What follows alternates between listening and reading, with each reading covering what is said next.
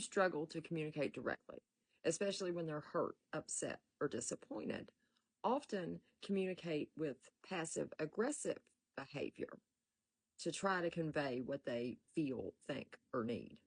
They might make comments, get cold, create awkward tension, or act irritated so that those around them ask what's wrong with them instead of just stating, my feelings are hurt.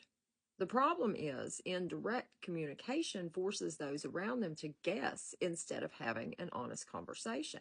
A lot of passive aggressive communication comes from feeling uncomfortable with being vulnerable and around conflict. Direct communication requires emotional maturity because you risk being honest. You possibly hear no, or you need to admit that you feel hurt or angry.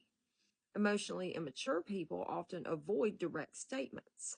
They hint, they sulk, they make sarcastic comments. They say things like, I'm fine, when they're very clearly not. Giving one word answers, making guilt trippy comments like, must be nice, acting resentful while denying that anything is wrong, and creating emotional tension in the room until someone addresses it. Some people will repeatedly say indirect things, hoping others will pick up on the message without them having to say it. One of the hardest parts about dealing with passive aggressive behavior is how draining it is. You constantly end up scanning someone's moods, tone, facial expressions for whether something's wrong or if they're upset with you.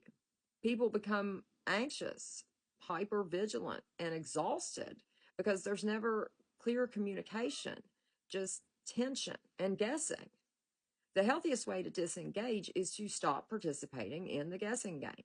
If someone says nothing's wrong, take them at their word without chasing them. If they want to talk, they can communicate directly. You can calmly say things like, if something's bothering you, just let me know. Let me know if you're wanting to have a conversation. The trick is to stay calm and not get pulled into emotional chaos and guilt. It's important not to reward passive aggressive behavior with apologizing, chasing, and constant reassurance. A lot of emotionally immature people unconsciously learn that this behavior gets them attention and emotional control.